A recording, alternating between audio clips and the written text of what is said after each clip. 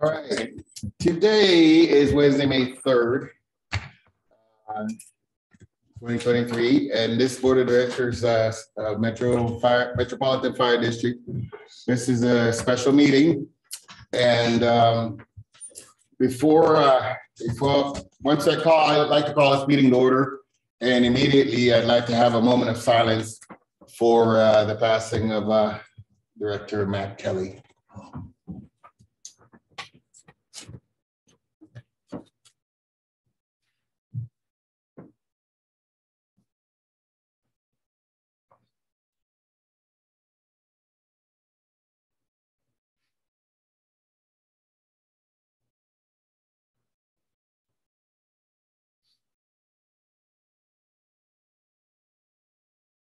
Thank you.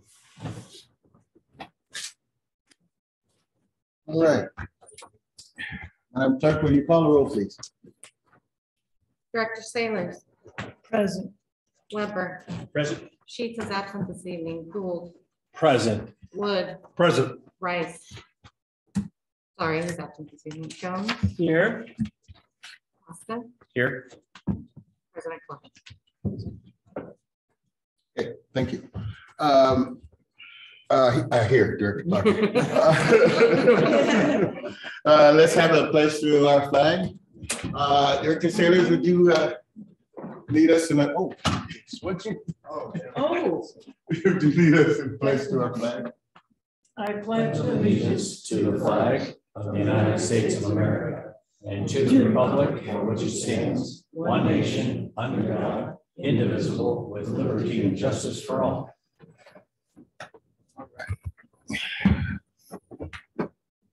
Okay.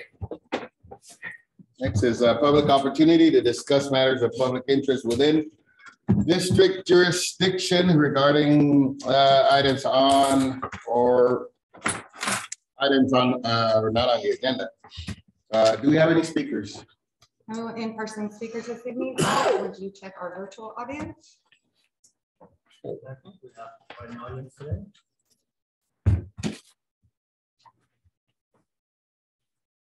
Wow.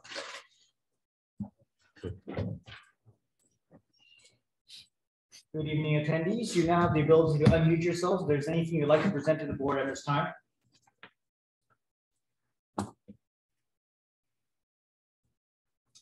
No response. Okay, hearing none, we move on to the line item that we're here for. It's an action item, and it's a change in distribution of Metro Medic Program and Fire Department Medics, Interim Chief Haverty.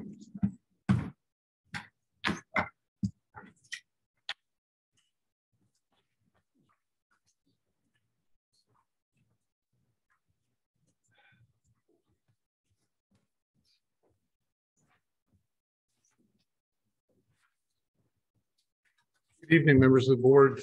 First of all, I just want to thank you for calling this special meeting tonight. I know you have other things you could be doing this evening. I appreciate the time that it's taken you to review the documents that I've provided you and come tonight and deliberate on this important policy question. So I have prepared for us this evening a slide set that will walk us through the questions. It really is just two simple questions, but they're big questions, right? So should the district change the manner in which it staffs its fire department ambulances, which we call FDMs, by reassigning firefighter paramedics from those units to suppression units? And the answer is either yes or no. If it's no, then we'll look at other ways to begin to solve some of the issues that we have. I don't have alternative methods to the no answer. If it's a yes answer, then the question really becomes to what degree or what magnitude you would like to move firefighters off, firefighter paramedics and EMTs off the medics and into the suppression pool. And I have 3 or 4 different options for you to consider, but I don't want you to be limited to those. In fact, I was asked yesterday by a few people. It's like, I see this as an agenda item, or excuse me, this is an action item on the agenda. And that's like, I said, yeah, it is an action item on the agenda. So, well, how can you do that? I go, well, tell me what the action is. You can't, because there's no recommended action for you tonight. I have some options for you to consider. And what I would ask, really, I asked for a couple things from you this evening. One is if you can get consensus among your membership, among this governing body, to provide me direction on a way forward on this particular issue. And then if you can, after you do that, if you do that, you know, can you give me more specific direction in terms of how much you're comfortable with, to what magnitude, over what time period? And I'll help you along with that as well. So before we begin, do you have any, is there any questions on the clarity of what I'm asking for this evening? Good to go? Okay. Any questions? Thank you. Okay. All right, good. So if you answer yes to the question, then we can do this partially, you know, some level of percentage, and I have one level for you to look at. You can do the whole thing. You can move all firefighter paramedics off ambulances into the suppression force. That's the, I guess, the full meal deal if you want that. Or you can do some percentage of that over time, an incremental approach. And so just bear in mind that you have a lot of options in front of you, and we'll try and, you know, guide you to some degree in terms of what those options might do. So the first question, the first area to look at is, today, what are the costs that we have? And so this is different than the slide I sent home to your homes and have provided, in that it was recommended to me yesterday that we add this third comparison. So really, it's more complete in this slide. We can look at an AMR ambulance, a Metro Medic ambulance, and a fire department ambulance. We tried to boil it down for you so that you can look at the cost comparison easily across the board, which are those hourly costs identified in green. So we can look at an AMR is $172.05 an hour. A Metro Medic is $217.07 an hour. And an FDM is $287.70 an hour. Doesn't really sound like a huge difference, right? But 1 hour times 24 times 7 times 56, it adds up pretty quickly. There's significant differences in what it costs to staff and run each of these ambulances. Any questions on that slide? Sir. Sorry, do you mind just walking us through the allocation of full-time equivalent per these? Walk through the calculation? Well, you've got staffing. Can you just highlight the staffing? Oh, the staffing, you bet. Yeah. So on the AMR ambulances, they staff it at a minimum of 1 paramedic and 1 EMT basic. The Metro Medics are staffed similarly. They could be 1 paramedic and 1 EMT basic, or they could be staffed with 2 paramedics, depending on what our staffing availability is on a particular day, you know, particular time. Okay. And then on the FDMs, the fire department medics, those are staffed with either 2 fire department firefighters that are EMTPs, both paramedics, or 1 of each. 1 firefighter that's an EMT paramedic and 1 firefighter that's a basic. So that's the comparison. Great. Sir. Chief, sorry. No problem, no through the chair. All right. So Chief, I think when we look at this, it's important to recognize we're not comparing equivalents, right? Because if we have 2 firefighter paramedics on a medic from the department, there's a higher level of service that rides in that ambulance than there is in an AMR unit that's doing backup coverage with a basic and a paramedic. And so I think sometimes it's hard to look at this and think, well, then it's a lot better for the $172 version. But in reality, there are various levels of service that those different groups can provide because of where they work and who they work for and the benefits that go along with that. So this is, in my mind, this is a bit, you need to understand that the cost differential is probably offset by the serviceability of those different units, and hence the difference in cost. Not necessarily everything's equal, but we pay a lot less for an AMR. Right. The only way you can compare them equally is to only think in medical terms. So medical and transportation. You're exactly right, Mr. Gould, in that a firefighter across a dual trained firefighter, EMT or paramedic has an additional set of skills, multiple additional set of skill sets. Right. And we'll talk about that a little bit later. Yeah. Any other questions, sir? Why Metro Medic and the FDMs both have costs associated with apparatus and supplies and admin support, but the AMR line item doesn't? Why is that? Yeah, great point. Thanks. So when we essentially rent an AMR unit, it comes with everything. So we don't have to worry about upkeep, maintenance, vehicle purchase, any of that. That's why it's not included. And that's why I tried to get us down to an hourly rate comparison rather than something else. Yeah. Thank you. Mr. Weber? Yes, sir. My question is, with the 17205 with the AMR versus the 217, the 217, that's a top step firefighter, is that correct? Yeah. And how does that compare with the 172 then? I mean, how is their structure? How does that work? Yeah, I don't know. In a way, it doesn't matter. We pay an X amount for whoever they put on that rig, as long as they have the minimum qualifications of being a paramedic and or an EMT. Right. Yeah. But we wouldn't see that 217 until 5 years out. Is that correct? Well, you can see it today if they're already 5 years out. Okay, Yeah. fair enough. And then another question I have, and I'm sure it's in the request, but when the AMR folks are not on the wall and they're in running calls, are we recouping those fees, or is AMR recouping those fees? Are you talking about transportation Yes. revenue? Correct. We recoup. We bill for the service that AMR provides. Okay. Yeah. Perfect. Yeah, Thank you. AMR is working for us. Just clarifying. Director Salas? Director Salas? I gotta ask you, you said Metro Medic Ambulance right here for the 217. Mhm. They're not firefighters on that. They're single role. Oh, okay. Is, And they don't, single rows also have steps in their, AMR? no? Oh, Metro. Metro. Yeah, we have steps. So that's still a top step for a single roll opposed to a Yes, single. Let me just double check that. Audience, yep, everybody's nodding. Okay. We have steps. yeah, but I just wanted to make sure you understood they weren't firefighters. They're firefighters down here on Good this question. level. Yeah. Thank you. President? Yes. Yeah, thank you for the Ma'am. question.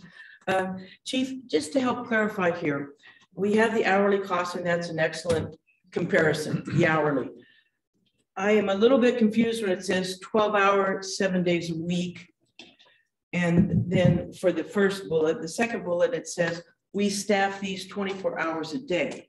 I'm a bit confused. Do we have two 12-hour shifts with the single roles?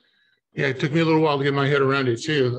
So the schedule for MMPs is 2 12-hour continuous I got it. shifts.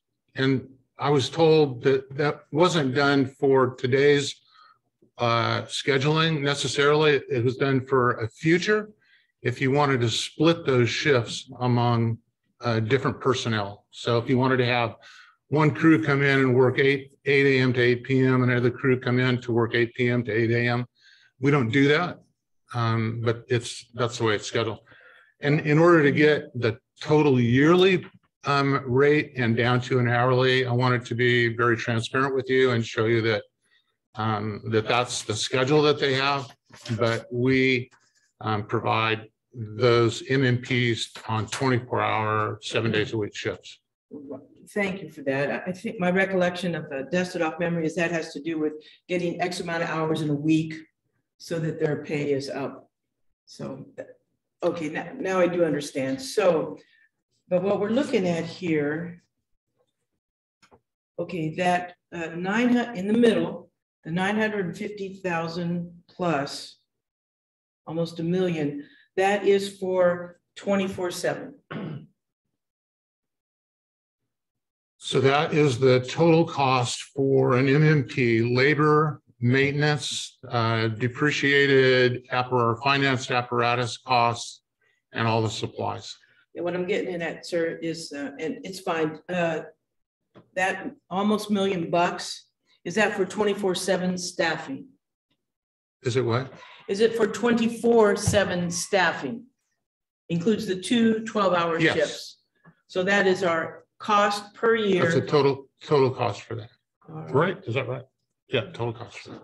Yeah, well, I'm just trying to clarify the hourly wage is hourly wage is highlighted in green. And I was just trying to look at the yearly cost. So we have totally, and so that's 950 includes 24/7 and the 1.26 million for FDM ambulance includes 24/7. Okay, thank you. Yeah. Go ahead, please jump in. So the number you see, the 950, that's for 12 hours a day, 7 days a week, 365 days a year. So for one 12-hour MMP, that is your cost. Oh, for the equivalency cost, right? Yeah. Okay. Is that the same case for the FDM, the fire? What we did for the FDM is we took 2920, which is a full year for an FDM. You divide that number in half. So the 4380, you divide that by 365, it equals 12, and you multiply it to 12 times your rate to get to 287. Oh, okay. Backing up a little bit, that yearly number is based on 12-hour shifts, 12 hours a day. Oh, and we did the fire-based medics are also broke down as 12-hour costs, so it's equal to apples. That's what I was getting at, because the parentheses, 24 hours in parenthetical, that's what was throwing me. Wasn't sure if we were comparing 12 or 24 hours.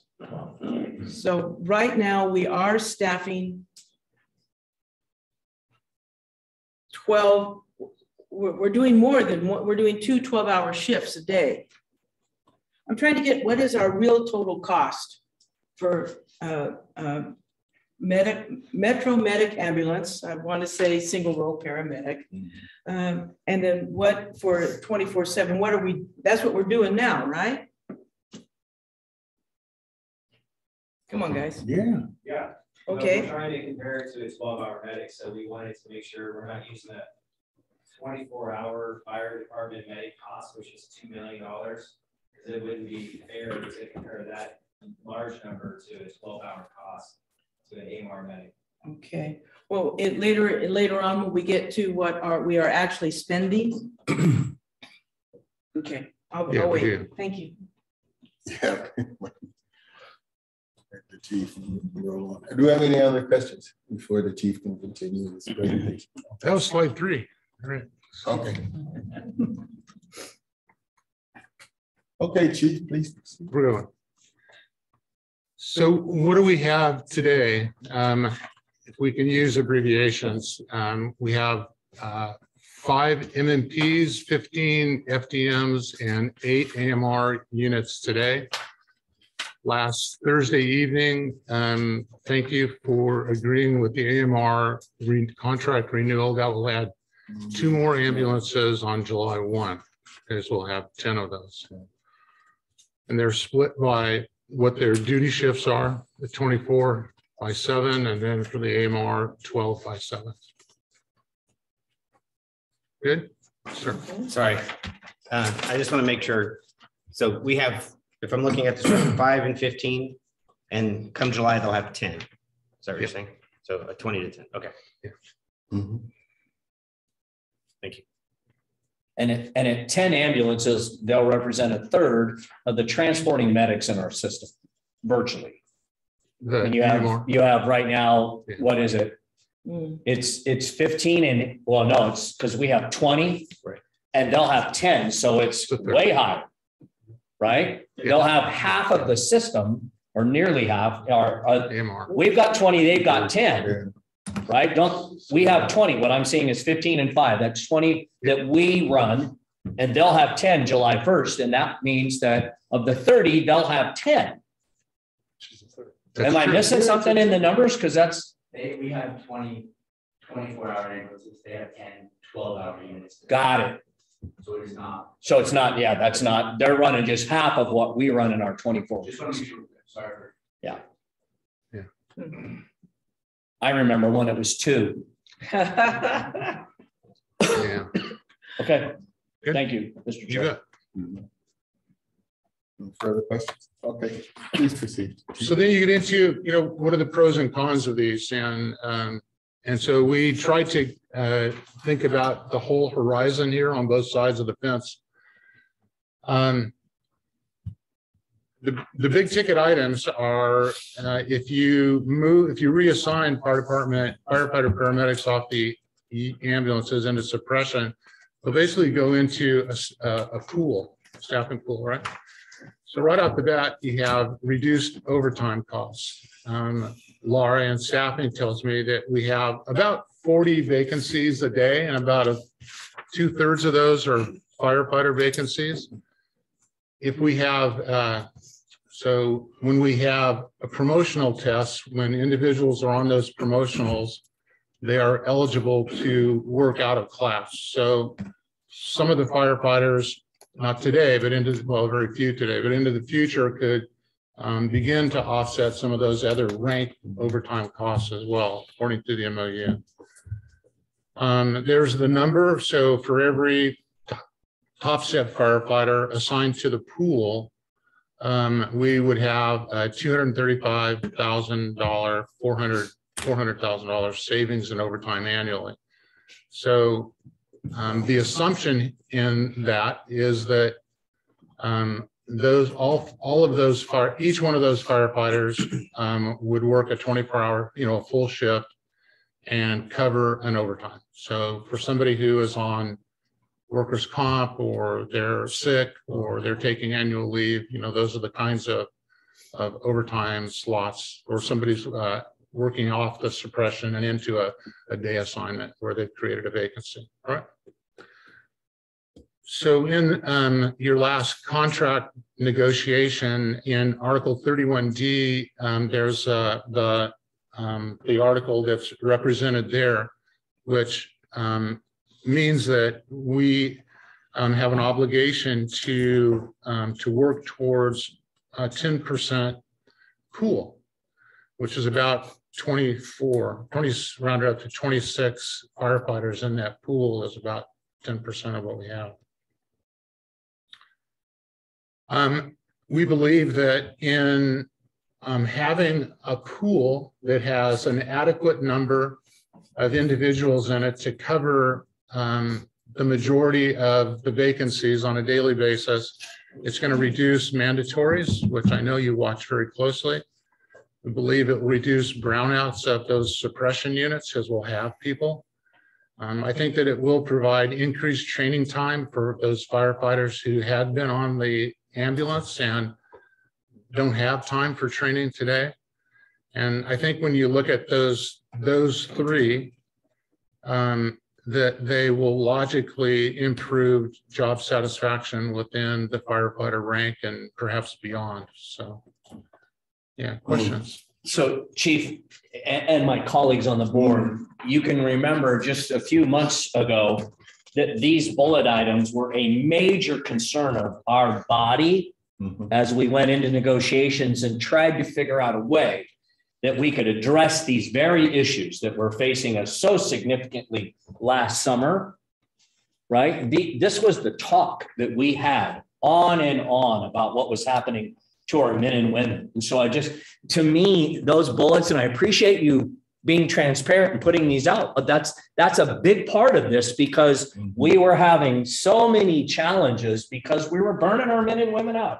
Their unit hour utilization was absolutely unacceptable. And we talked about almost every single one of these bullet points.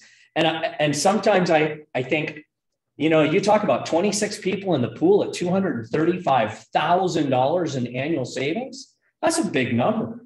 And it's hard to put some of the numbers on these items. We talked about that when we were preparing to negotiate with the labor forces. How do we codify that as a dollar figure when we can reduce mandatories or we can reduce brownouts, you know, and all of those things? So the fact that this particular pro is listed, I think is something we need to at least think about because it addresses those issues in a different format.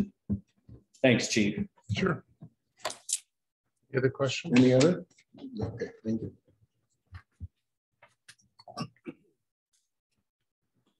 So what's on the other side of the fence? This terminology of an effective response force is identified in the definition that I've provided for you. It's basically, you know, what is your assembly of firefighters? What is the weight of attack on a given fire? So we do that by counting numbers, by people, firefighters trained to do that. And so NFPA 1710 is the document that guides this kind of stuff. And that's just recently changed. And so when we come back together for your board workshop, we're going to talk a lot more about 1710, but for fires, as I understand it now, there are 4 divisions of fire, and each of them kind of having its own effective response force weight. But that's what we're talking about in terms of when we move firefighters off of ambulances and replace them with an employee who is trained only as a paramedic or an EMTB. They're not firefighters, right? So you don't have that. It's like your bench is shrinking a little bit, right? You don't have that much to fall back on. And so that I just want to put that out there. It should be a consideration for you as you think about that. The other departments in our region, they staff with dual trained members. So the ambulances in Folsom, Cosumnes, and the city of Sacramento are staffed with firefighter paramedics. In the city of Sacramento, they do not, as I understand it, they don't carry SCBAs. So they have a bit of a limitation there. Not that they can't get another SCBA off a rig that's at the fire already, but they don't have, that's one piece of equipment they don't have. Our FDMs do carry that complement of personal safety gear.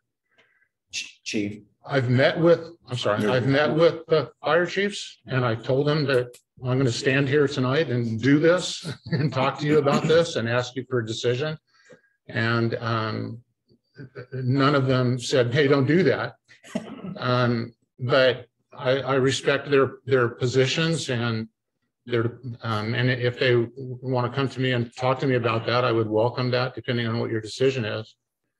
So that's just another element to think about. Yeah. Chief, thanks. Do you know if Sac City is implementing their single role program? Do we know? Are they? They're working through it, but it's their goal to do something similar to what we did in the past, is look at a different configuration in their transporting medics. Would that be a fair statement? Okay. All right. And Chief, the other thing is, you know, again, I love the brothers and sisters outside of Sac Metro's district.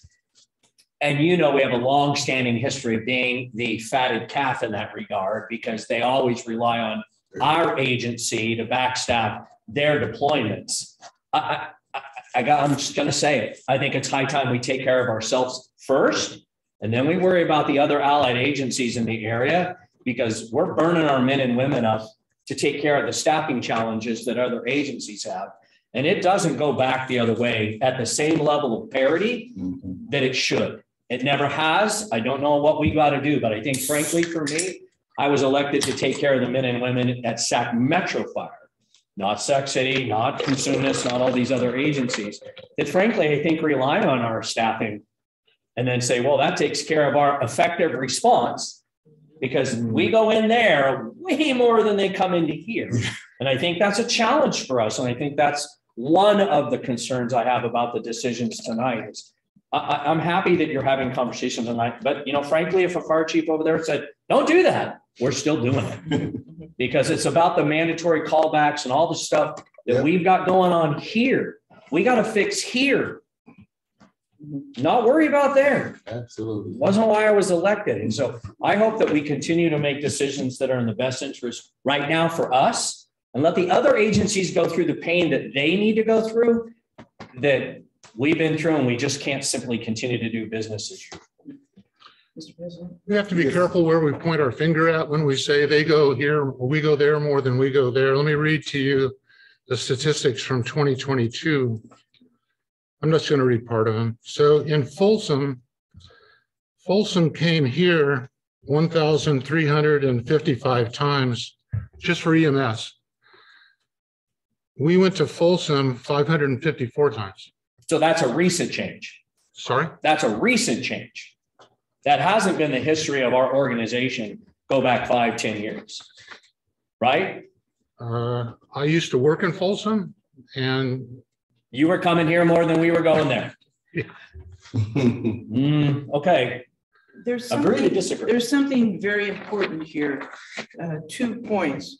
One, I appreciate the professional consideration, professional courtesy of touching base with the other fire chiefs. Yeah. That being said, and I've been calling on this for many years, and it hasn't come to fruition. We can't look at the number of calls. We need to look at the staffing hours appropriated.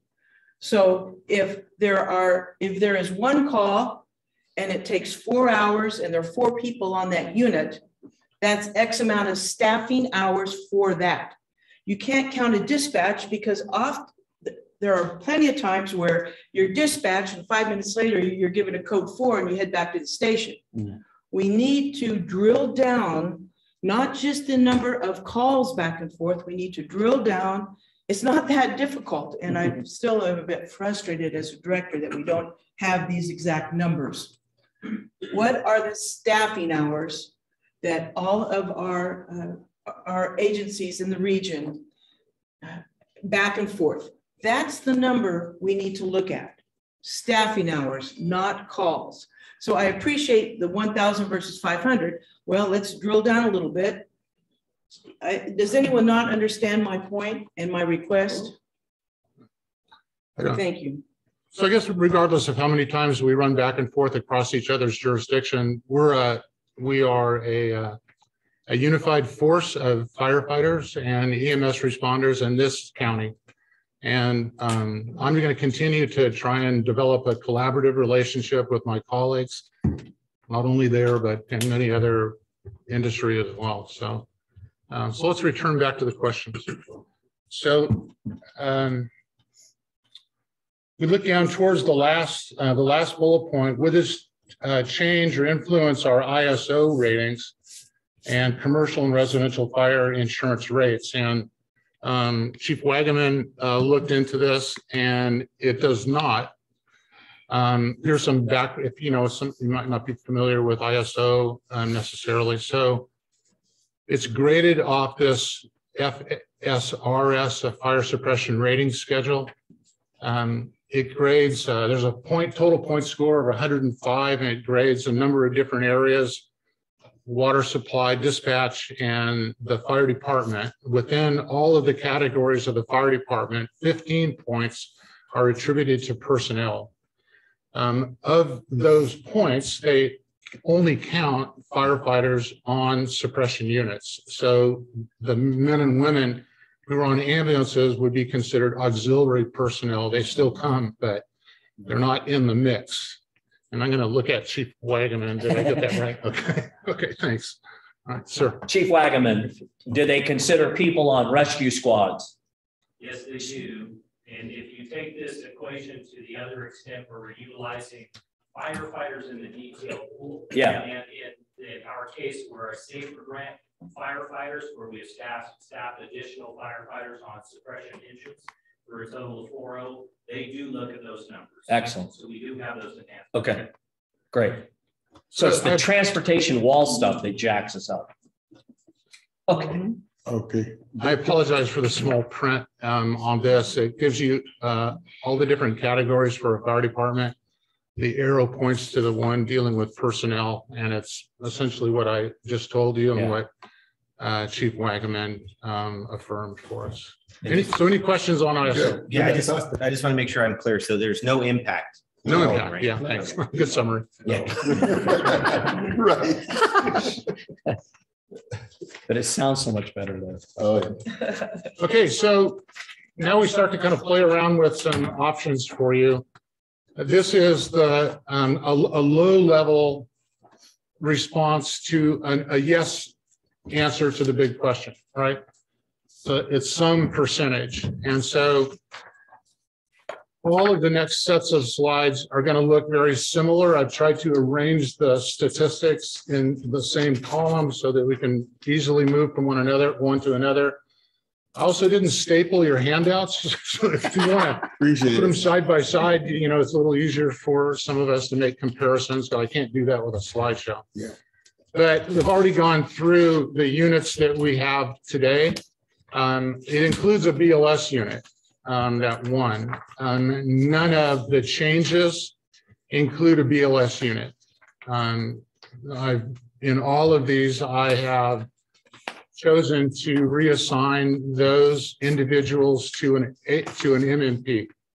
All right, so it eliminates that pilot study, and that's what it was a pilot. So we're proposing 21 units, 21 ambulances with this next one. And it would mean hiring 12 EMTPs and or basic at that cost, and moving the FDMs over into the pool. So moving increasing MMPs by 3 units and decreasing FDMs by 2 units.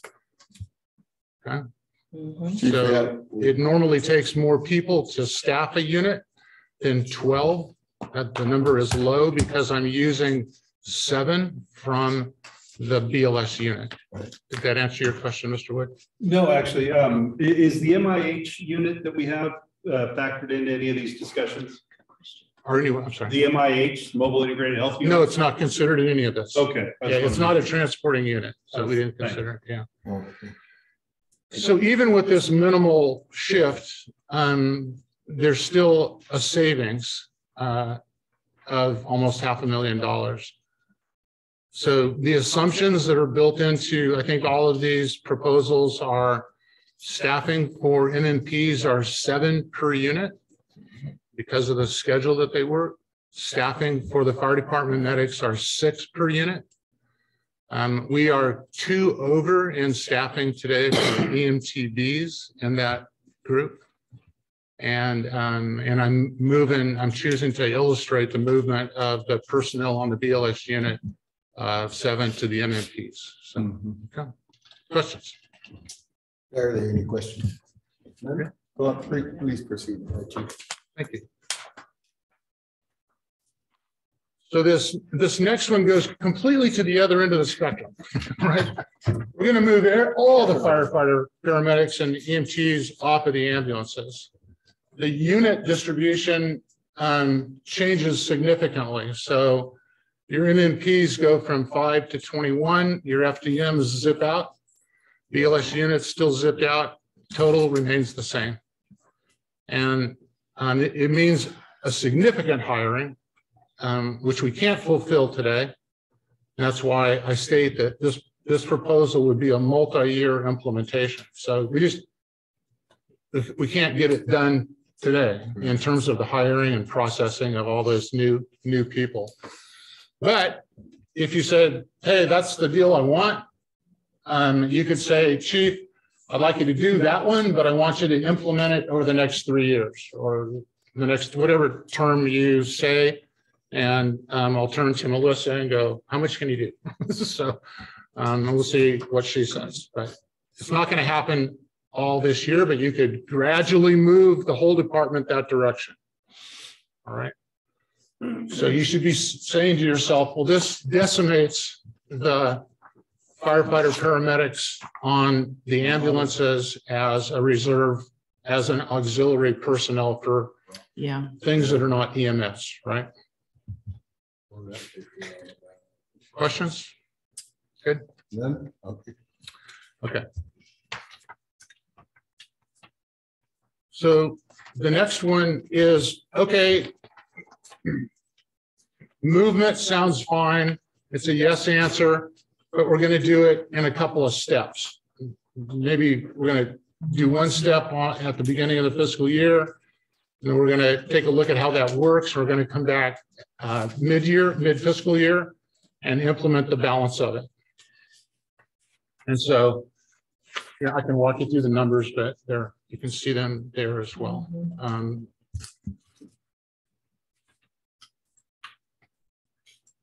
Savings in doing this incremental piece is, about $100,000, 120. So questions on that? So this is a model, right? This gets you, I think this one gets you close to your 10% of firefighters in the pool. And if that's your goal, then this is your deal. If you go, well, I'd actually like to bump that up to 12% or 15%, then I just need to go back and with my team and do a little bit of work.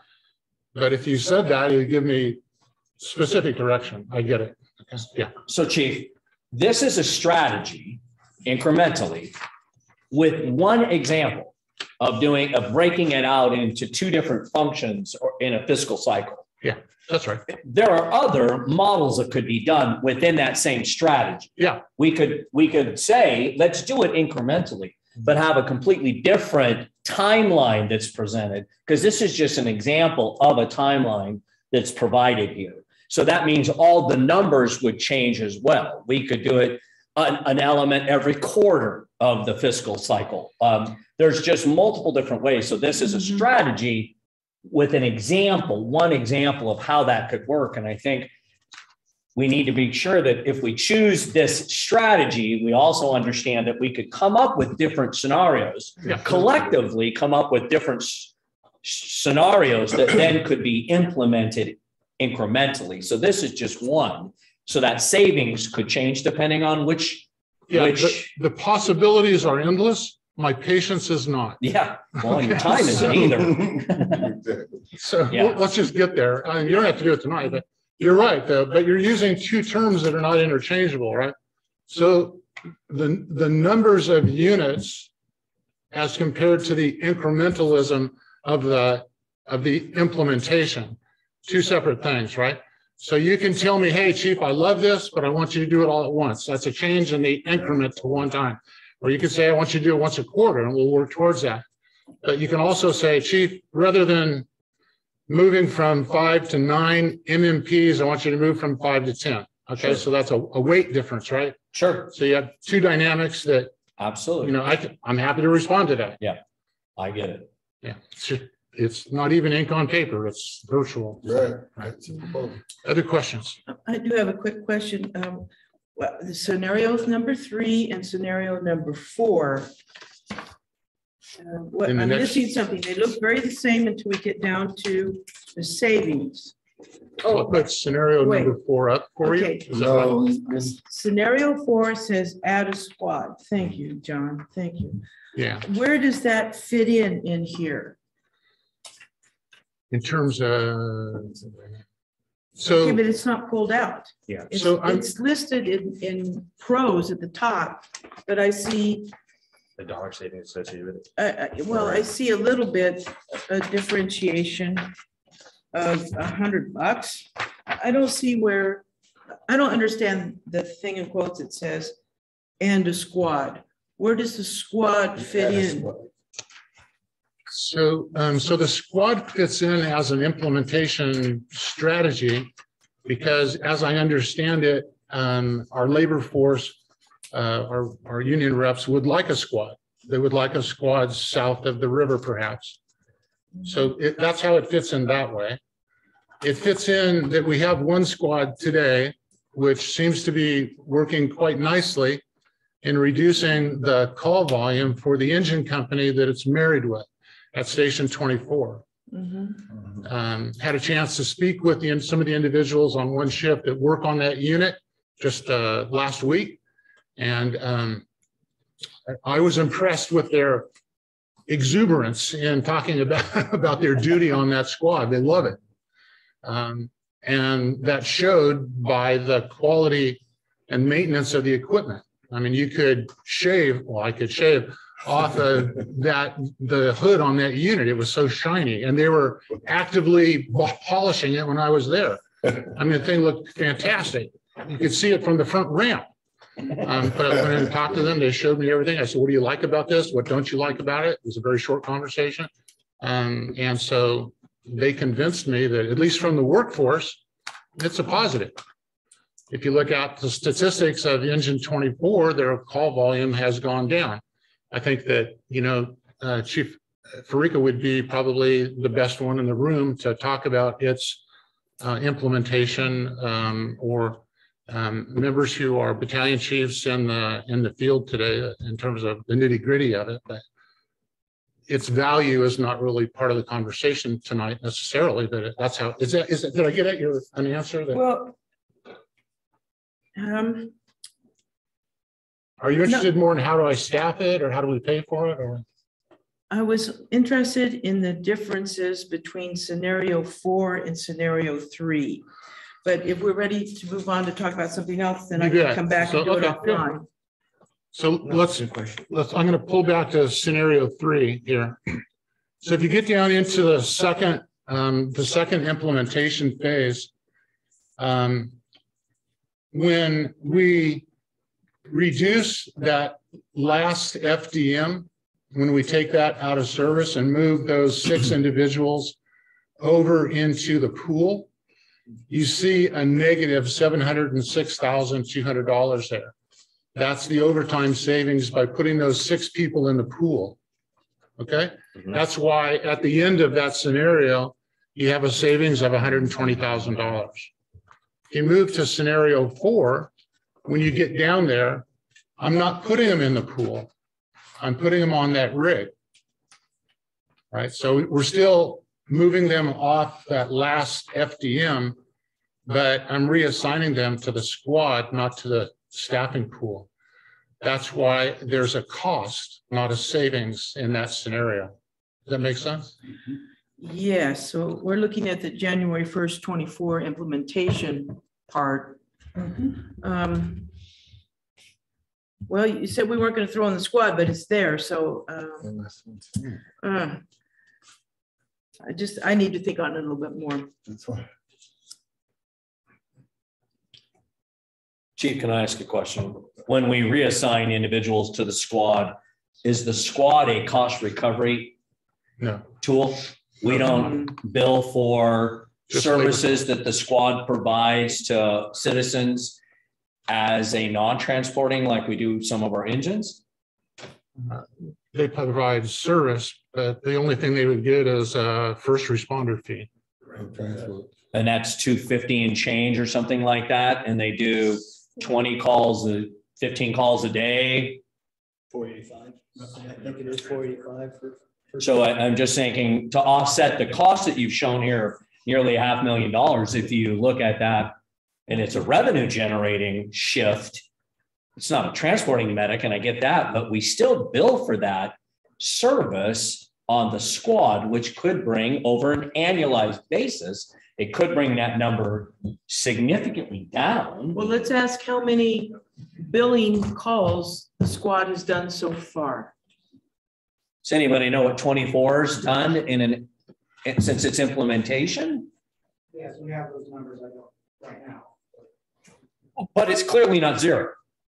Well, it's not zero, but it's 24 is not That's a costing function because it does have a billing function.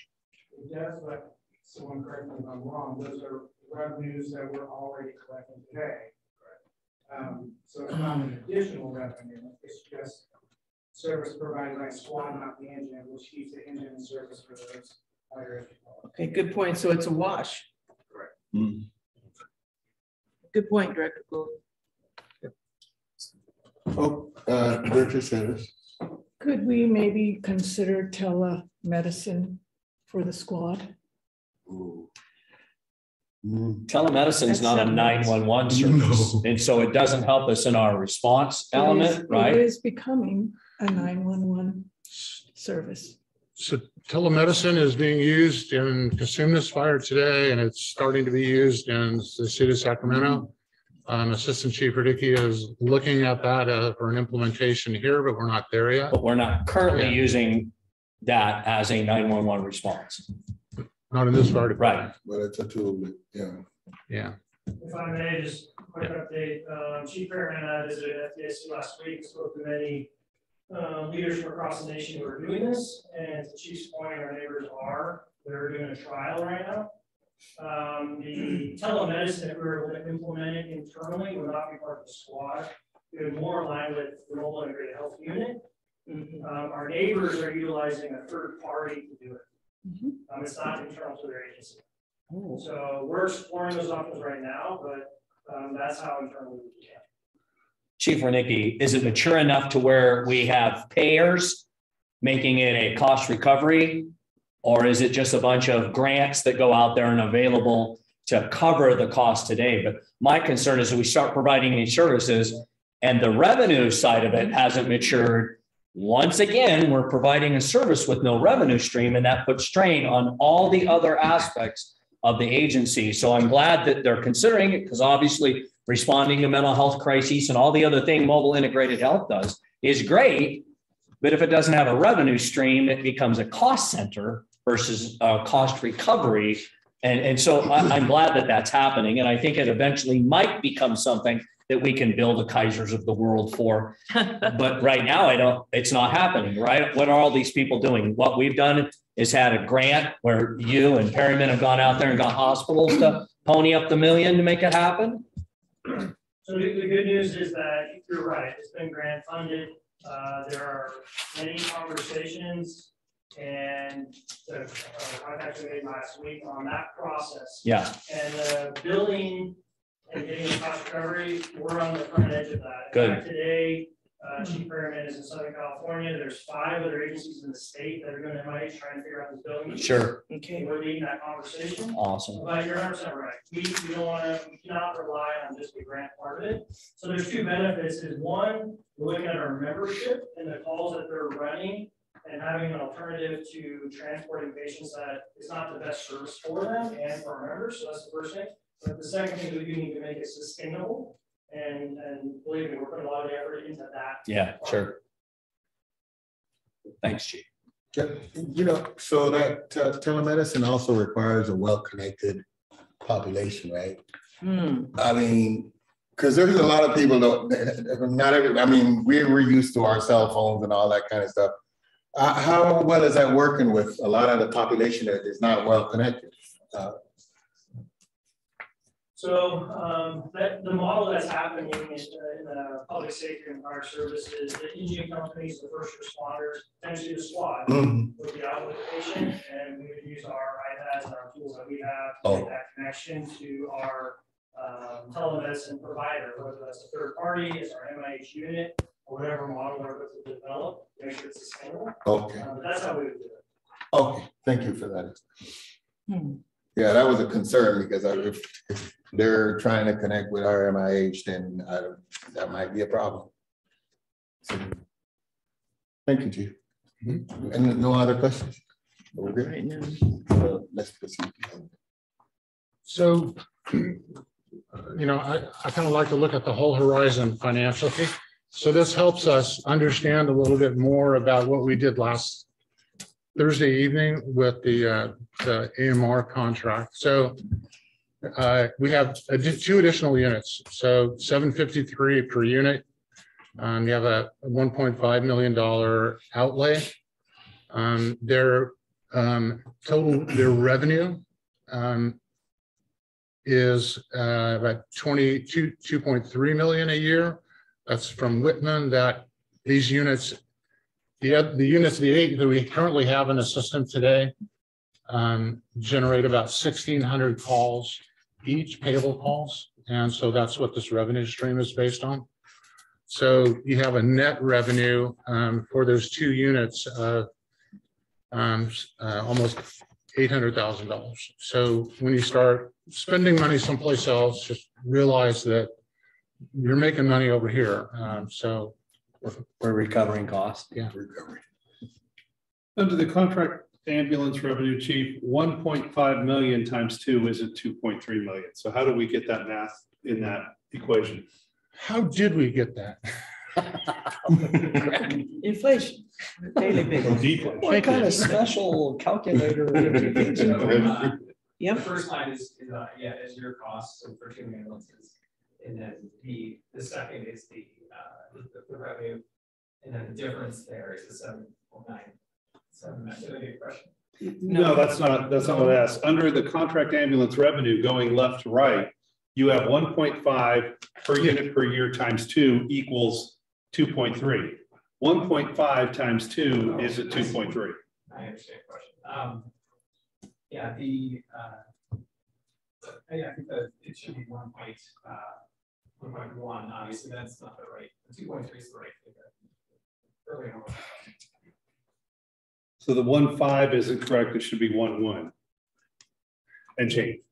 Yes, it's the same. Yeah, I think it's my typo. Yeah, the end number, the sum is accurate, but the 1.15 is too close to the 1.5 on the previous line to be accurate. So it should be 1152360 instead of 1507.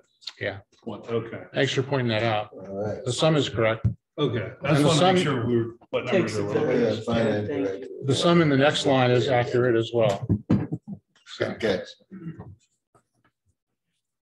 summary statement, you're making money on the ambulances. So if you're spending money on a squad, at least in this decision process, there's, one will pay for the other perhaps. So it's like, when we talk about these dynamics within our management team or with the labor force, try and remember that 3 things have to come together to make these kinds of things happen.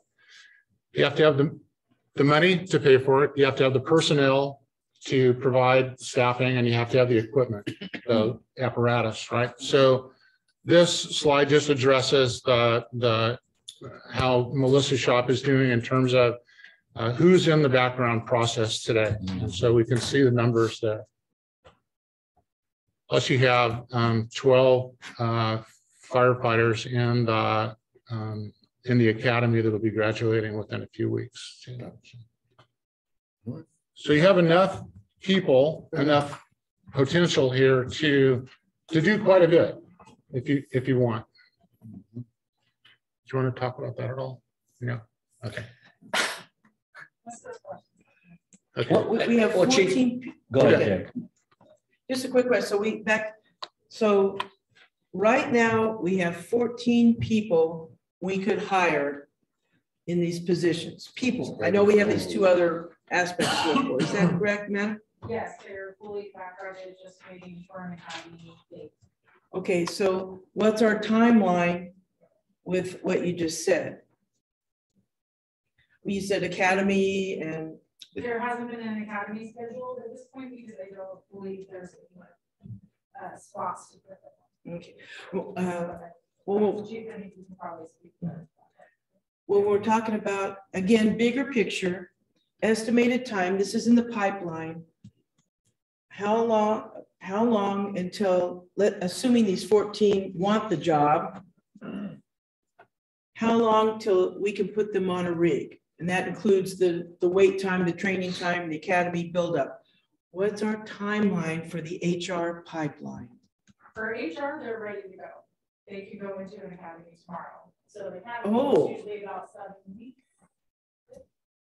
So some things to consider on the MMPs. Our objective is to staff ALS ambulances, and our staffing MMP model is it's an odd number. It's 7 personnel per unit.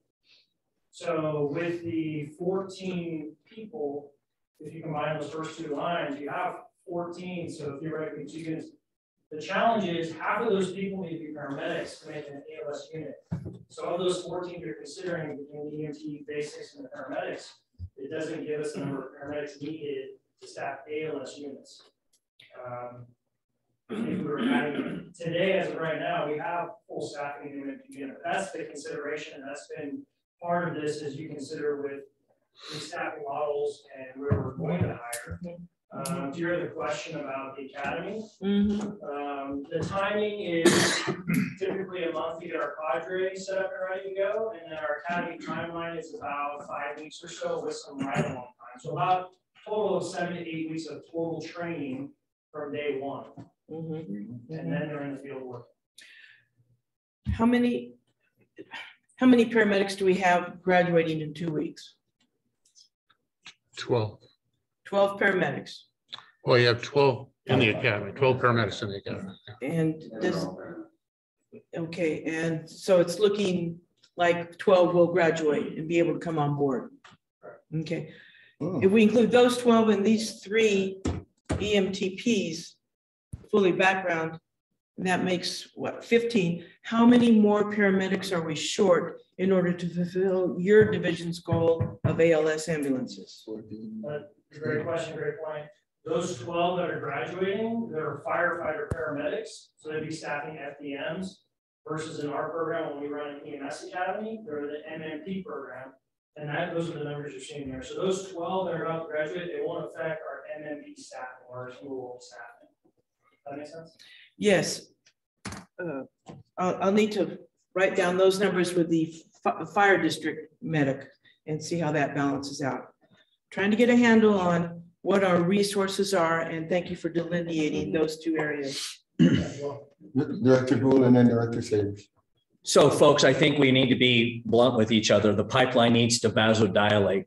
We are competing against organizations across the nation now for this limited pool of people. It's time we vasodilate, we throw in whatever resources we need to, and we need to make this pipeline bigger and faster in order to get where we need to, because every single day we delay the limiting pool of people coming into this industry as medics, they go other places. And every decision we make that limits that timeline puts them someplace else, because I've never seen in my couple of weeks of doing this job, I've never seen the kind of aggressive recruiting for the same people we're talking about tonight. I've never seen it. So I think it's time for us to look at this pipeline issue and say, how do we make it bigger and faster? Because if we don't get them, somebody else gets them.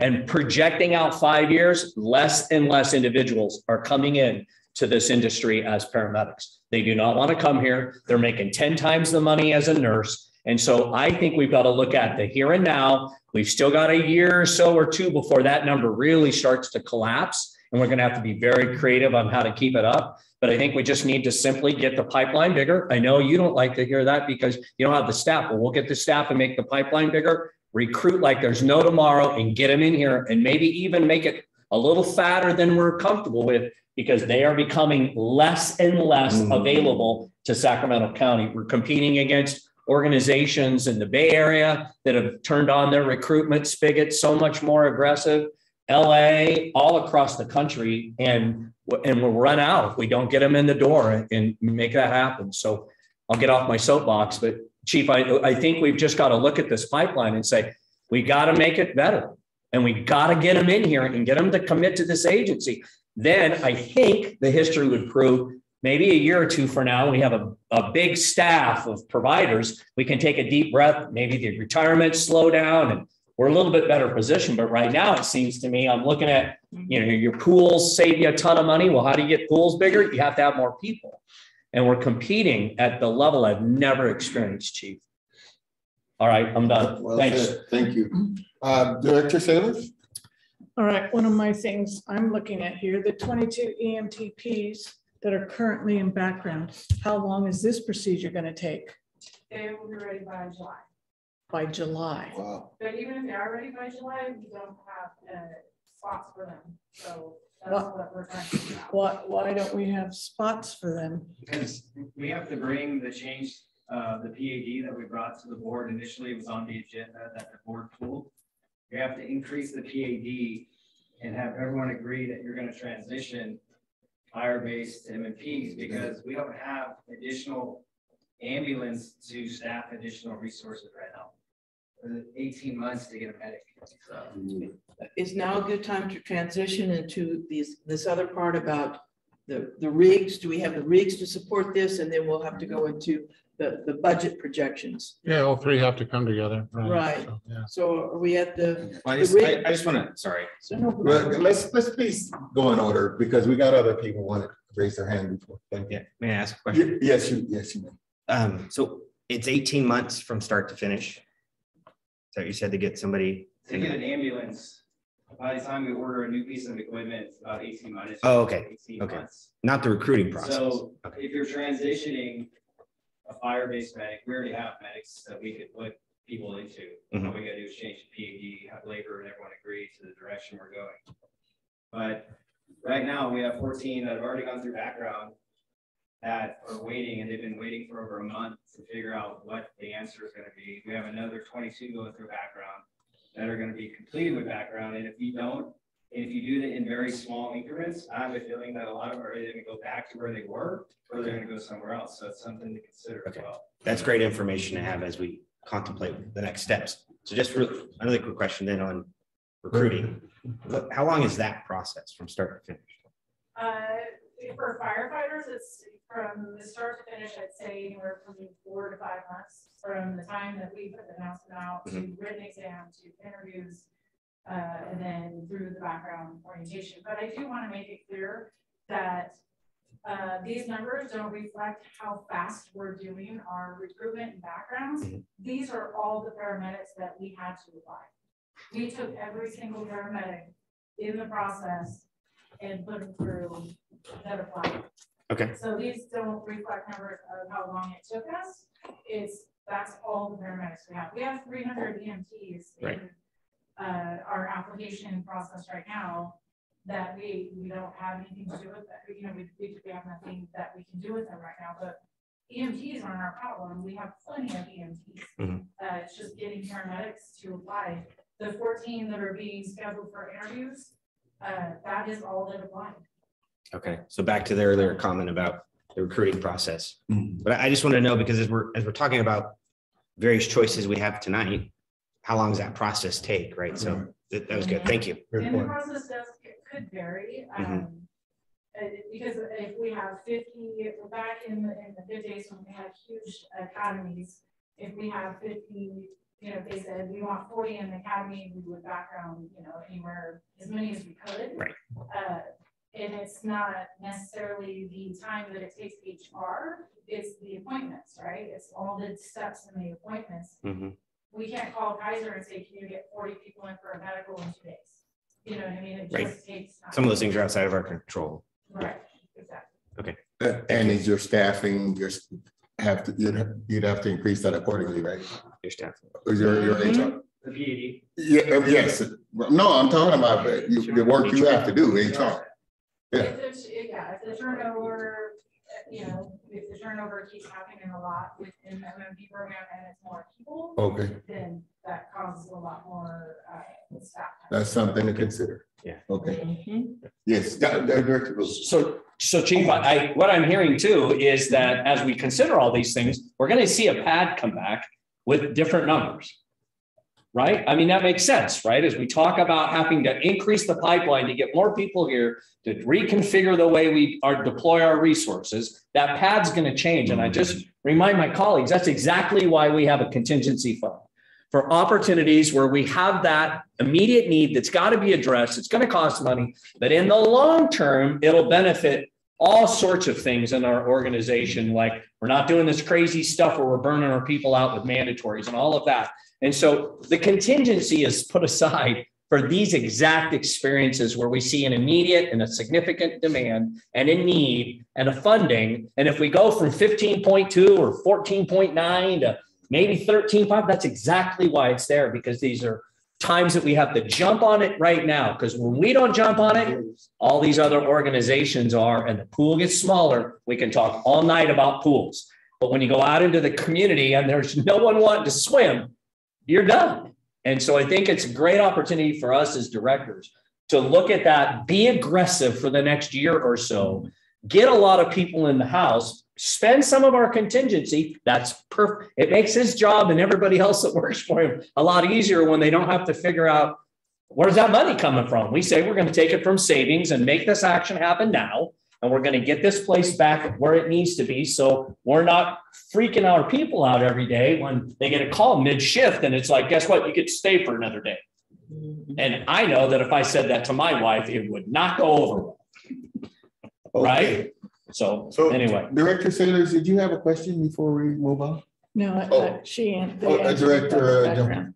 Just in a general sense, according to this, it looks like we have 25, 30, 36, 39 potential paramedics plus the 12 in the academy now. Is that correct? Now, out of that, just say 40. What historically, what has been our success rate in getting what percentage of that group on board with Metro Fire? Between attrition, people deciding not to come here, they don't pass the background. If we have 40 potential paramedics, well, 12 are good. Let's just stay with the 30 here, 36, 39, 39. 100%, 80%? So the 12 suppression firefighters that are currently academy, we don't have a retention issue. I don't believe so. Typically, you might lose a small percentage during the probationary period. But we have 12 paramedics coming out. The 14 on the top have already made the background. That's typically where we lose. So they're already ready to go. The 14 have just started the process. So of the 22 paramedics currently in background, I would be estimating, but I think probably 16-ish will get through backgrounds. And it just depends. Some waves the backgrounds go a little better than others, and we have a higher percentage, but overall, I mean, maybe lose 10% of them through the background portion of it. Whether they stay or not as Metro medics in that program, I think the ones that we're currently backgrounding, the large majority, they want to be EMTs and paramedics. It's a little bit different than it looked 5 years ago when, you know, we've already hired, I think, over 200 of our what used to be single roles now are firefighters. So I think because we made a change in the MOU, we have a higher wage comparison. You're going to get more career track EMTs and paramedics in that program. At least that's what we're, you know, looking to move to in the future. So quick follow-up. How many of these are for the single role and how many are for a fire-based medic? So those right there currently, but you were saying that 12, the 12 I believe you're referring to are the 12 firefighters. In the academy, so they're going to be fire-based medics no matter what. Of these guys, men and women in this list here, are they going to MMP or are they going to fire district? The current that's up there right now, the pipeline that you're looking at would be for MMPs. MMPs. Yeah. So what I'm trying to get at is how many paramedics are we going to have when? And then we move to the next question of, do we have rigs for them?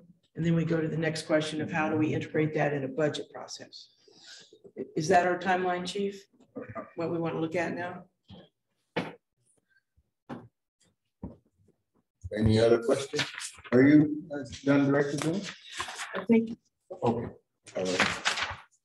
So I've returned you back to your first two questions. We haven't answered those yet. And so we have individuals here, as you've been hearing, that can help answer questions, but now the dialogue is between you. So I propose to my colleagues that the answer be yes, and that we move incrementally based on data. That we make this decision based on the data that our folks are collecting. And we come back and look and they give us data on if you do, Chief, I can't tell you how, this is awesome. These different scenarios are very enlightening And I think if we looked at, okay, we're going to go incrementally, what happens if we did, and then we come up with 3 or 4 different models that are data-based, that would be very informative for us to then say, let's go with incremental model or strategy is implementing it incrementally, and let's go with scenario 2. Because you've run all the data out and you've looked at the timeline and how that impacts the organization. So right now I'm pleased to look at this and say, yes, that's what we should do. And incrementally, I think is what we can all the staff can start to look at various models and then come back to us with data. And then I think we just pick a model and we say to the chief and his team, go make model 2 work. And it's discussed with the men and women that are part of the labor group and part of the administrative group. And you collectively come back to us with 2 or 3 recommended implementation strategies. And that's what we do. Mm-hmm. I don't think frankly, I don't know that we have a choice. This is beyond us kind of thinking about, well, let's be nice to do. I think it's a have to do. We're almost 25 years old. And I think this is one of those cases now where we're looking at it and saying, what does Metro want to look like the next 10 years? And this is one of those. That's why I think it's so great that we spent this evening talking about just this one action item. Absolutely. And I've been really enlightened on kind of what we're looking at. But I think it's high time that we do this kind of stuff. And so I vote yes, incremental. Y'all come back, and if we need to have another meeting just on this topic, and we make a decision so we can start doing some action, I'm all for it. Whatever it takes. Director Wood. Yeah, I had a question. I would just echo Director Gold's comments and be behind his points. The only thing I would add would be I want to see a squad south of 50. I think we need to get that in there. Okay. They're south of the river, whatever the district is, but all right, we need some help in the south. Yeah. All right. Next, are you good? I'm good. Thank you. Okay, Director Sanders. I totally agree with what Director Wood just said, that we say yes on this, that we go incrementally, and that we add the squads. And I want to add that we investigate the telemedicine. Yes. Okay. I think we need to add that to the whole. Do you want a squad? Yes. I like squads. And I think the telemedicine should be on the squads. Good point. Because the squad can close it out on scene. Yeah. The ambulances close it out in the hospital. What a bunch of brilliant ideas. Also, Director Weber, did you have a? Yes, sir. So I agree with yes and incrementally, but I want to look at opening 102. I want to think about 2 squads. I want to talk about the pool, not necessarily the 10%, but maybe we can go 5% in the pool and then 5% when we're transitioning these folks off of the medic units onto suppression vehicles. So those are some of the questions and avenues I would like to see pursued. That again, we open 102, we move some of these folks off, we can automatically put them into the 102 spot and into the squad positions. So I'd like to look at all of that. But the question tonight is what? Yes. Pardon me? But we got to deal with the question. Yes, incremental. Yes, incremental. Okay. Director Please. Jones, it seemed like you had another. Yes, thank you. Yes. But here, now this is where we're going to have to do some more work. What does incremental mean? And for example, the scenario number 1 is a potential. Again, these are parameters. That's a potential. And maybe even scenario 3 right now. We still haven't. Do we have rigs for these people? Yes or no? Do we have rigs right now? We don't have any squads. We have one pickup truck that's being used as a squad at 24s today. So Chief Wagaman has been looking into getting squads, and they're not going to happen before when? Yeah, Director Jones, to answer your question, 12 to 18 months on squads. We have 3 companies that we're looking at to build those out. It's going to take some time to get those. And along with our ambulances, as I talked, last board meeting. Right. We have 6 that were probably here by now. I'm gonna go take a look at them. But those are all accounted for. We needed those for quite some time. We had to look outside of the box in order to even bring a plan like this before you, and to even attempt to do something like this with the current fleet that we have. Part of those PAD adjustments would add some additional mechanics. Those mechanics would be solely focused on just turning our ambulances around. One of the biggest issues we have is ambulances sitting at our dealerships throughout the county waiting for maintenance. If we get a majority of that maintenance done here, we can have more ambulances available to help support a program just like this. So we're already starting to put in some potential solutions to hopefully implement a program like this while we're still waiting on additional ambulances to get the manufacturing service. Well, Mr. President, then on a follow-up, we talk about incremental, and we've already gotten a timeline for the physical needs. So an incremental is, the question is a 6-month pilot. Is that a potential for some of the personnel changes where we're not adding additional equipment because we don't have them yet? So maybe part of this incrementalism is to look at the redeployment of, for example, in scenario 1, where we put up some more MMPs and to put down or reduce some of the numbers of the FDMs. And I would like to point out, my recollection of the origin of the PAD is to help us keep an account of who we have where. It is not meant to limit us. It's to help us keep an account of where we are. So whatever these directions that we're starting to move now, of course, this PAD is going to change, and it needs to change for all the support services that are necessary to put squads and ambulances and new hires in through the pipeline. That's my pitch. Thank you. Thank you, Director. Any other concerns or questions before we vote on it? Yeah, I support the path we're going, but I'm going to ask the chief. So, because one of the big factors we're trying to address here is the overall environment that the men and women of this district are working in, right? So that's part of what we're trying to address here. And you've been out there talking to frontline staff. What is their overall, what are they telling you as far as what do they need, issues? The needs of the individuals on the ambulances. So your question was? The men and women of this district that are out there working every day. You go to the stations. Yeah. You're talking to individuals. What are they telling you?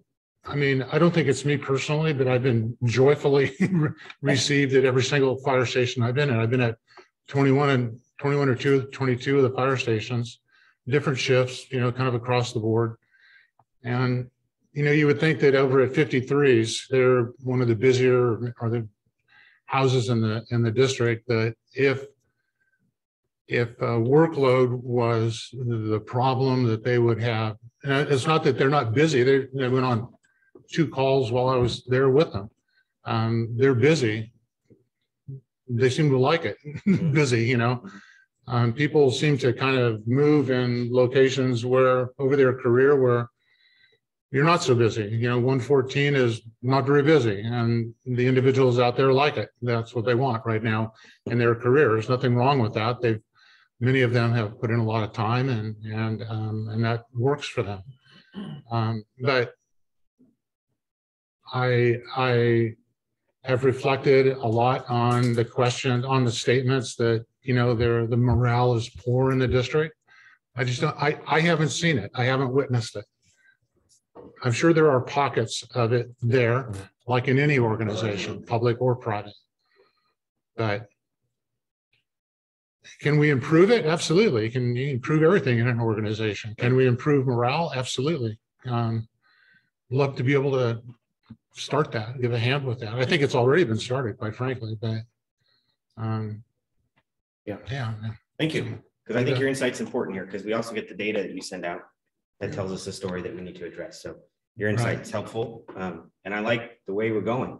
And I think the morale is high because we're tackling these tough issues. Absolutely. And we're trying to address, what the men and women deal with every day. So thank you for what you brought forward. I look forward to the next step of the direction and what you bring back. And hopefully we're working together, everybody in the room, bringing our ideas to the table so this board has some information to act upon. Thank you, Yeah, Greg. thank you. All right. It seems like the consensus is yes, or do we have other? I need to clear something up in my own head. So yes, but we're not locked into any one of these four. No, Here. of course. Okay, okay. In fact, we're asking them to give us different, more. Yeah, There's flexibility in the yes. and then I would ask that But not too much. 522 and senior staff get together and work on this together. Well, I mean, Yes, I is that told appropriate? you early on, there's a million possibilities. Yeah, well, right? the I'm not purpose ready of- for a million possibilities. yeah, so- the purpose of the meeting was to give the chief direction. Okay. And that's where we're at, all right? Yes. Am I right? Yes. Okay. Yes, sir. Okay, then the other things we can work on. We have, oh, chief, I'm sorry. Yeah, I need some more definition. I'm sorry. Okay, go ahead. You tell me incrementally, does that mean that 1 year? You want to work within this next fiscal year? I think we need to move Yes. it as fast Yes. as we can within this fiscal year. Yes. Try and work it up for the year, Absolutely. okay. So 2 to 4 strategies is what is written here. That's the proposals you want are 2 to 4 at the most, right? So within the given year, is it a 2-part, 2 steps? Like I've presented to you? Okay, Yes. is that good for you? 2 steps, okay, great. So that's incremental, I got that. Correct. Do you want it to be cost neutral or not? I don't think it needs to be. No, I think it's more important that the outcome be positive for all of us and position our organization in a place where we're not running out of personnel that are needing to come into this. So I don't have a presupposed idea that this is going to come in at cost neutral. No, I'm it's perfectly certainly not. comfortable with looking at our reserves That's and why I like the saying reserves. that's why it sits there in the bank, is to make these kinds of aggressive and forward-thinking changes to the organization. So you're about to get a preliminary budget, in a short time period. It's more important to me that you have a balanced budget, quite frankly. And your revenues are not going to be dipping slightly. Your revenues over the next, please correct me, Dave, if I'm wrong, but your reserves over the next 3 years are going to drop to 8.4. 8 point what? It's 8.9. 8.9. That's not 15%. right. I understand. Okay, that's not a small Director Jones, amount of money. Director, what is it? So you guys are the fiscal Yes. endpoint, Yeah, right? we're gonna take the hit. Okay. We're gonna criticism, yeah. From Alright. Director Wood, you wanted to address? Yeah, and this is where I'll diverge from Director Gold's path with him. I don't think it has to be absolutely neutral, but with that trend, and we've talked about that in the Finance Committee, with that downward trend in our reserves and looking at the reason why we have that reserve, I don't want to see it get into single digits at almost at any cost, but that's my own personal philosophy. But I think we need to do something quickly, but we need to be very cognizant of the impact on our reserves. Unlike Excellent comments stated earlier. Excellent point. Director Jones. I agree about, I was shocked when I saw the 8% projected dip in reserves. We're not going to throw the baby out with the bathwater here. We need a balanced budget, and we need to look reasonably at these costs and the upkeep of this over the long term. Having been through ups and downs over the last, from my time on the board and other directors as well, I don't want to see any layoffs, and I want to maintain what we have. That's very, very critical. Dipping into reserves for this long time planning, we need to moderate. We need to moderate, and there's some expressions I shouldn't use in public, but going to a full max regardless of the cost is not fiscally responsible. We need to pay attention to a balanced budget and how we can get there. So no blank check. Yes, let's look and see how many we can get on board. And we need to look at our, this whole timeline of when we actually have the apparatus. And I know that we have X amount right now, and those firefighters can, well, anyway, incrementally, both staffing and budget-wise. Thank you. Okay. Now tell me about the pool. Do you want me to try and get you to the 10% or more in the pool? Well, wait a minute, I thought it's in the contract. It is. How much latitude do we have when we agree to it? What's that? I'm not doing anything about it today, so I'm asking you if that's what you Yeah, want. okay. I think once it's That's a goal contractually also. obligated, we signed off on that. We agreed that that was the focus. We can't change that ship midway. That's agreed to. I don't think that's a, That is the key to keeping stations open. There you go. Yeah. That is the agreed to. key, and has been addressed at the beginning, middle, and potential end of this meeting. That is a huge goal. Keep our stations open. Okay. What else do we need to know?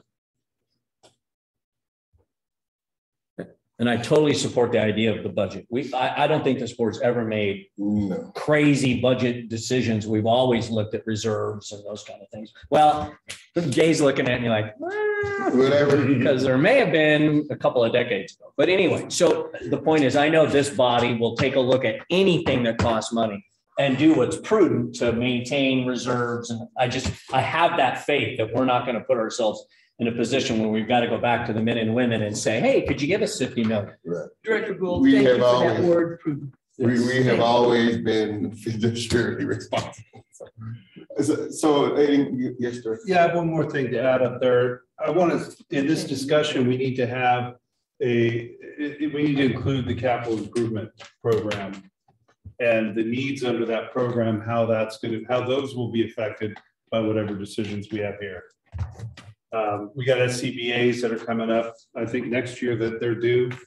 One or two, we just got them 2 years ago, 3 years ago, and we're gonna have to replace them again soon. We've got turnouts, we've got constant costs that are coming up, plus the CIP.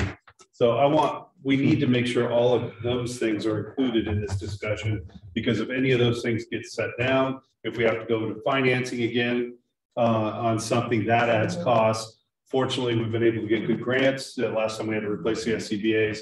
If that's not available, that was for, I think, a $6.25 million issue.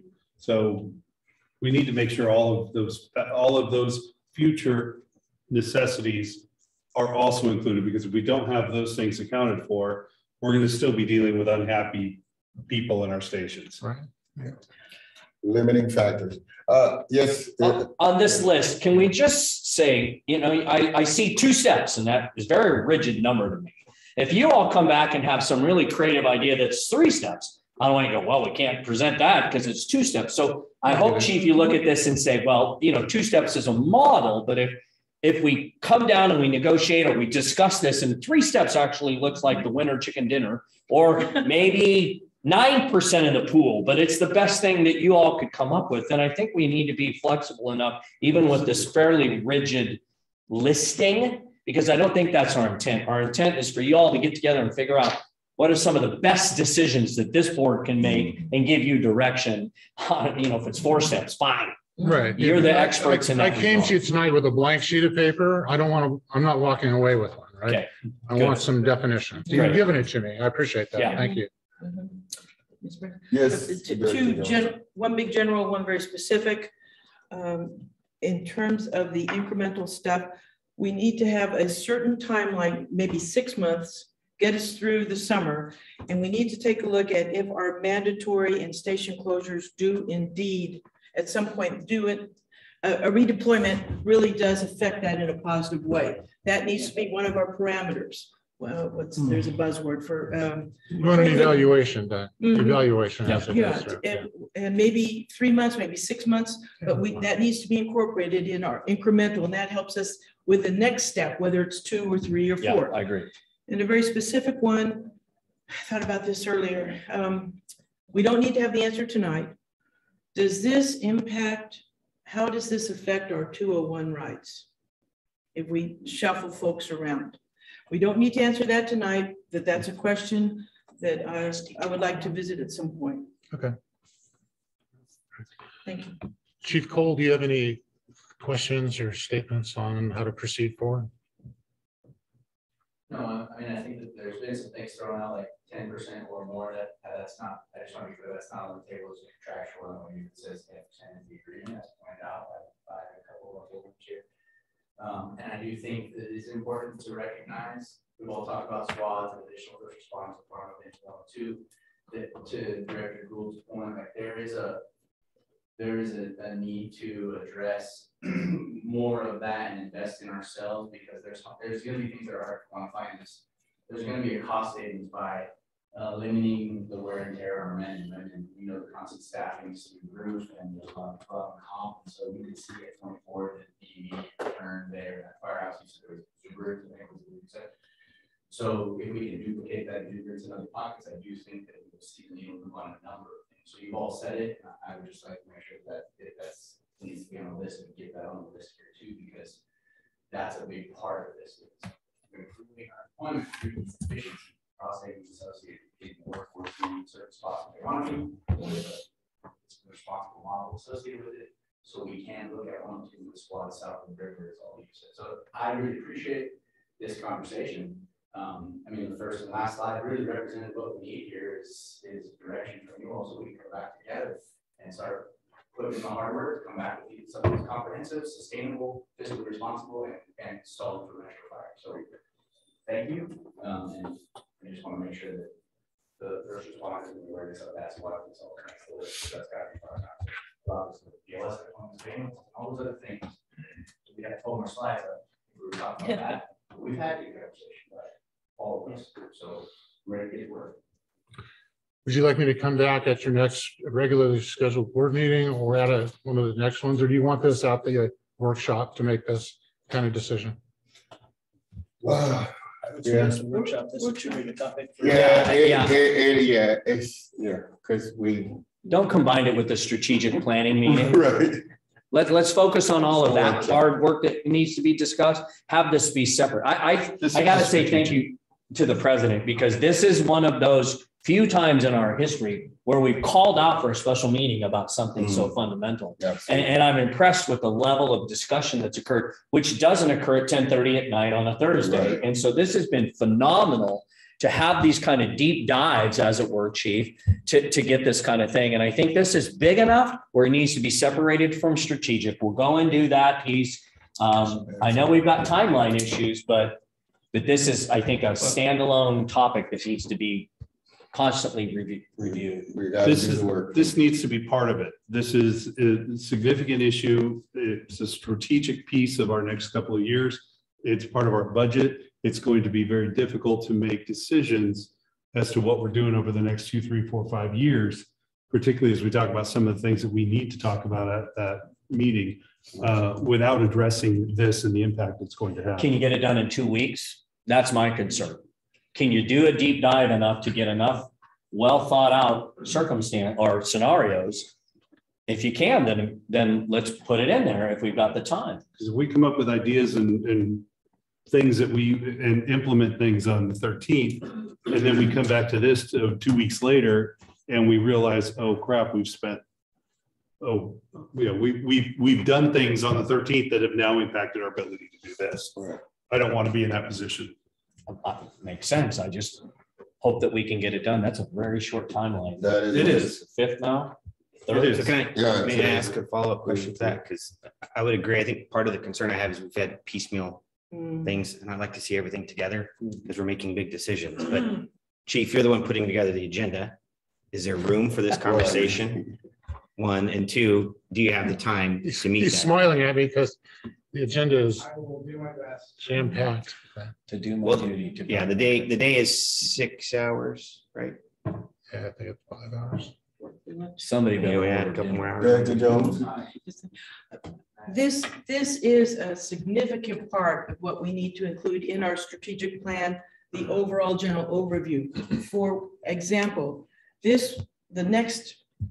what's implied in this discussion is the next discussion of an EMS division and how we want to formulate that overhead. So this is very much an integral part of our 100,000-foot view. And we don't need to have a super deep dive, I don't believe. We just incremental. What's our next step? What's at our next level? Or we'll be going up. I think it is, the discussion is doable, whether it's 15 minutes or an hour, whatever. It needs to be continued. This conversation needs to be continued. Okay. One other thing, Chief, I want to get on that list for the discussions, if I can add one more. Last week, we had 65 mandatory callbacks. 55 of those occurred between Thursday and Friday. So that impact, it needs to be part of the discussion as to how these changes will affect that. Because that's part of the problem. Our men and women are doing part of the damage to themselves with this weekend and mandatory callback spikes. It's exponentially higher. You have 2 on a Monday, 3 on a Tuesday, and 3 on a Wednesday, or excuse me, 5 on a Wednesday. So we need to get to, why is there 55 between Thursday and Sunday? We need to get that under control. Yeah, you know, we're talking mostly about structural changes within this organization. That's a human resource change. I think, as I pointed out in some of those bottom 3 bullet points in terms of essentially raising how I feel about myself here at Metro Fire, it'll make some changes there, but that's going to take time to play out. You know.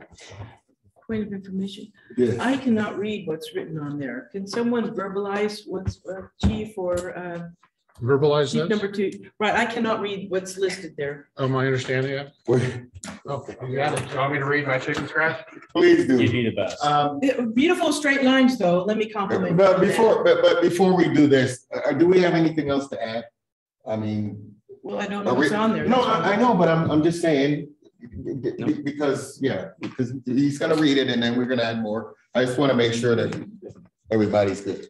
Okay, all right. Yeah, absolutely. These are simply the notes for the chief. And That's correct. to make sure that we stay on track. That's correct. With your direction. Please The proceed. actions that you're recommending, we take an incremental approach, somewhere between 2 to 4 strategies or options. 2 steps, we understand the fluidity of that, and so forth. We're not boxed into 2. Looking at a cost neutral recommendation versus an investment, and so forth, non-cost neutral. Addressing the 10% pool with the MOU language, which is set in stone based on the MOU. We're looking initially at a 1 year based on a fiscal year implementation plan. We're looking at CIP considerations as part of what we have to evaluate. And then adding Director Wood's consideration for looking at the dispersion of mandatory callbacks and finding solutions for that. Question. Okay, it seems like we have to add more. No, just a question. But Director Jones, we also have Director Costa raise his hand too. Okay, so I But- don't care, but- just recognize. Yeah, but I mean, yeah, that's what I'm doing. Yeah. Thank you. I know we talked about an additional squad too. Right, so we have one now, but we want an additional one. Maybe we should capture that just so we make sure we have all this information in our next meeting. Did I get that correctly? I think we all talked about it. Okay, we did. So your squads you have a price tag of about $600,000 plus apparatus. So. Thank you, Director. Director Jones. I have a question for chief and senior staff. Okay. Shall we, the 1 year business, should we also look at a 6-month implementation plan to see how it goes? So what I would offer you is an evaluation of the whole process. So in a way, you're gonna, if the next fire chief continues to give you weekly staffing reports, you're gonna see that yourself as time goes by, because actually, honestly, you guys probably know better than almost anybody else in the fire department how many mandatory callbacks we have and how many brownouts. So you get that information every week. You probably remember it much more than I do. And if there are other elements to the implementation that you want monitored, we'll just set up an evaluation study to monitor that for us. Thank you. Yeah, you bet. Any other questions or any other additions before we proceed to? Yes, go ahead, Director. I'd just like to see on that list as well as a proposal for opening 102. I mean, in that as well. opening? 102. Oh, well. Okay. All right. Now, finally, are we done with questions? And then before we proceed, I just want to make sure. Yes. Okay, thank you, Chief. Yeah.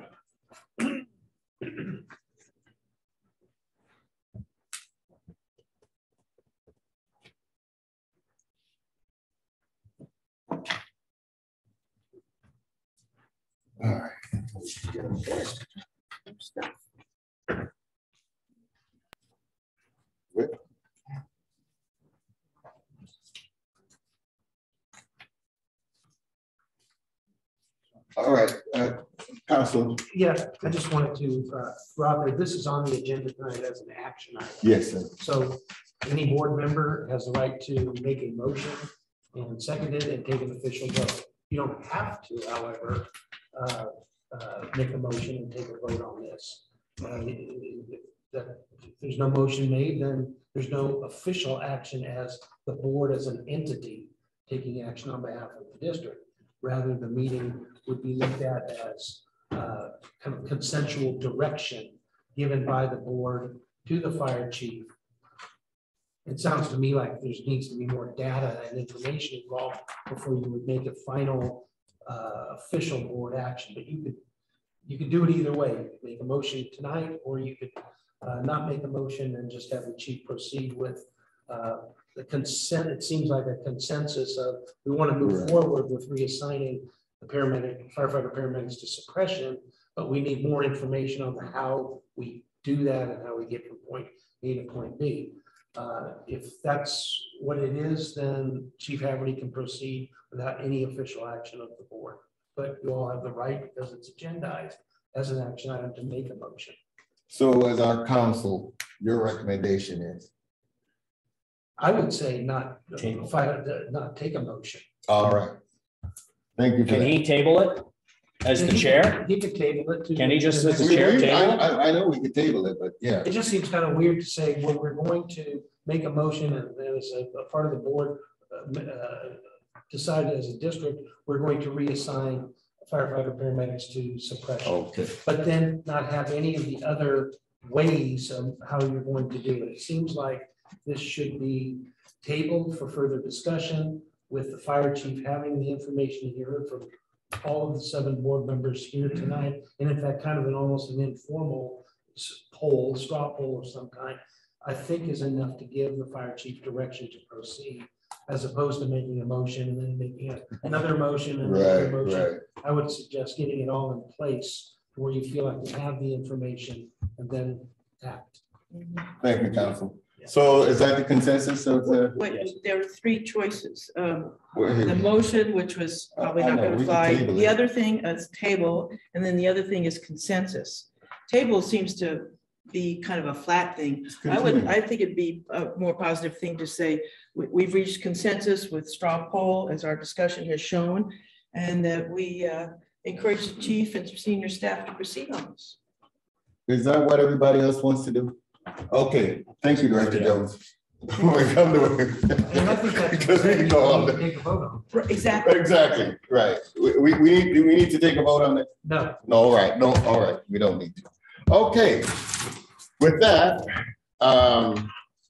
having no further business to take care of tonight, I declare this meeting adjourned.